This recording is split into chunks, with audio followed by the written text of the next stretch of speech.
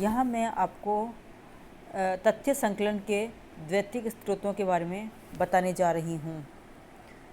द्वैतिक स्रोत या सामग्री को जिन स्रोतों से प्राप्त किया जाता है उन्हें तथ्य संकलन के द्वैतिक स्रोत कहते हैं। द्वैतिक सामग्री तथ्य संकलन की ऐसी सामग्री है जिसका प्रथम बार संकलन करने वाले लोग अब शोध कार्य के लिए इसका उपयोग करने वाले लोगों से भिन्न थे। द्वितीयक स्रोतों से कई बार सुगमता से ऐसी महत्वपूर्ण सूचनाएं मिल जाती हैं जो प्राथमिक स्रोतों से भी नहीं मिल पाती हैं। सामाजिक शोध में द्वितीयक स्रोतों का प्राथमिक स्रोतों की तुलना में कम महत्व नहीं है। प्राथमिक स्रोतों की सत्यता का पता लगाने के लिए द्वैतिक स्रोतों द्वारा प्राप्त तथ्यों पर ही निर्भर रहना पड़ता है। द्वैतिक स्रोत अध्ययन की प्रारंभिक पृष्ठभूमि निर्मित करने एवं अध्ययन की दिशा तय करने में उपयोगी भूमिका निभाते हैं। तथ्य संकलन के द्वैतिक स्रोतों को प्रमुखतः हम दो भागों में विभाजित किया जाता है। प्रथम व्यक्तिगत प्रलेख तथा द्वितीय सार्वजनिक प्रलेख। व्यक्तिगत प्रलेख। व्यक्तिगत प्रलेखों के अंतर्गत उन सभी प्रलेखों को सम्मिलित किया जाता है जो सामान्यतः सूचनादाताओं के व्यक्तिगत जीवन के आधार पर स्वयं उन्हीं के द्वारा लिखे होते हैं एवं जिनमें उनके स्वयं के अनुभव शामिल होते हैं। पत्र, डायरी, जीवन इतिहास एवं संस्मरण व्यक्तिगत प्रलेखों के अंतर्गत आते हैं। पत्र। सामान्य व्यक्ति अपने जीवन में कई पत्र लिखता है। यद्यपि अधिकांशतः पत्र वैयक्तिक होते हैं, परंतु फिर भी ये महत्वपूर्ण सामग्री प्रस्तुत करते हैं। अध्ययन की दृष्टि से इतिहासकारों एवं जीवनी लेखकों द्वारा पत्रों का विशेष प्रयोग किया जाता है। इनमें व्यक्ति महत्वपूर्ण विचारों, भावनाओं, जीवन की प्रमुख घटनाओं, अनुभवों, प्रेम, घृणा, अपनी योजनाओं आदि को व्यक्त करता है। पत्रों में राजनीतिक घटनाओं एवं सामाजिक जीवन का विवरण मिलता है। अध्ययन की दृष्टि से पत्रों की उपयोगिता सीमित है। इसका कारण यह है कि एक तो व्यक्तिगत होने के कारण इन्हें प्राप्त करना कठिन है।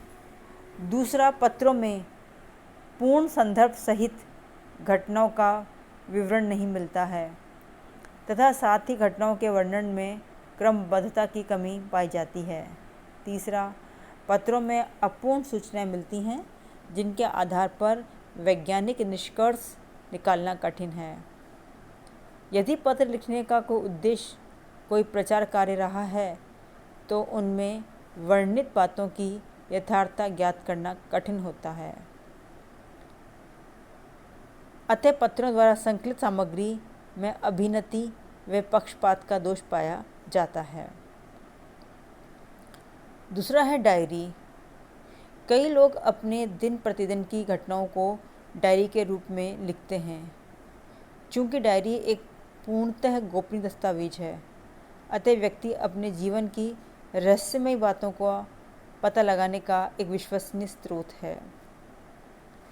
डायरियाँ सबसे ज़्यादा रहस्योद्घाटन करने वाली होती हैं क्योंकि एक और व्यक्ति को इनका जनता के सामने प्रदर्शित होने का भय नहीं होता एवं दूसरी ओर इनमें घटनाओं एवं क्रियाओं के घटित एवं संपन्न होने के समय ही उनको बहुत स्पष्ट रूप में लिख दिया जाता है। महापुरुषों के कार्यों, यात्रा वर्णन, जेल, जीवन का वृत्तांत, युद्ध या किसी अन्य साधारण घटना के संस्मरण के रूप में लिखी गई डायरियाँ शोध कार्य में काफ़ी सहायक होती हैं। डायरियों द्वारा सही सूचनाएं मिल पाती हैं क्योंकि इनमें सामान्यतः घटनाओं को तोड़ मरोड़ कर प्रस्तुत नहीं किया जाता। गोपनीय एवं विश्वसनीय तथ्यों को प्राप्त करने का ये एक महत्वपूर्ण स्रोत है। फिर आता है जीवन इतिहास। तथ्य संकलन के द्वैतिक स्रोत के रूप में जीवन इतिहास का काफ़ी महत्व है। वास्तविक अर्थ में जीवन इतिहास का तात्पर्य किसी विस्तृत आत्मकथा से होता है। सामान्य अर्थों में इसका प्रयोग किसी भी जीवन संबंधी सामग्री के लिए किया जा सकता है। जीवन इतिहास के प्रमुखतः दो रूप देखने को मिलते हैं। प्रथम आत्मकथा, जिसे व्यक्ति अपने संबंध में स्वयं लिखता है, तथा द्वितीय जीवन चरित्र, जिसे कोई व्यक्ति किसी अन्य व्यक्ति की जीवन संबंधी घटनाओं के बारे में लिखता है। साधारणतः प्रसिद्धि प्राप्त व्यक्तियों के जीवन चरित्र ही लिखे जाते हैं। जीवन इतिहासों के उपयोग की कुछ सीमाएं भी हैं। इनमें वस्तुनिष्ठता का भाव पाया जाता है। आत्मकथाएं लिखने वाले अधिकांशतः जानते हैं कि उनका प्रकाशन होगा, अतः वे उनके दुर्बल पक्षों को के बाद छिपा जाते हैं। परिस्थितियों व घटनाओं का यथार्थ चित्रण नहीं कर पाते हैं। संस्मरण। कई लोग अपनी यात्राओं, जीवन की महत्वपूर्ण घटनाओं एवं रोमांचकारी अनुभवों को संस्मरण के रूप में लिखते हैं या इन्हें समय समय पर अन्य व्यक्तियों को सुनाते हैं।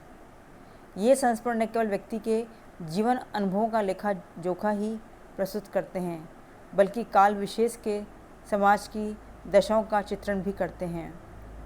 यात्राओं व महत्वपूर्ण घटनाओं के संस्मरण लिखने का प्रचलन प्राचीन काल से ही चला आ रहा है। संस्मरणों की सहायता से तथ्य संकलन की कमी यह है कि इनमें क्रमबद्धता एवं वस्तुनिष्ठता का अभाव पाया जाता है। फिर भी तथ्य संकलन के द्वैतिक स्रोत के रूप में इनकी उपयोगिता है।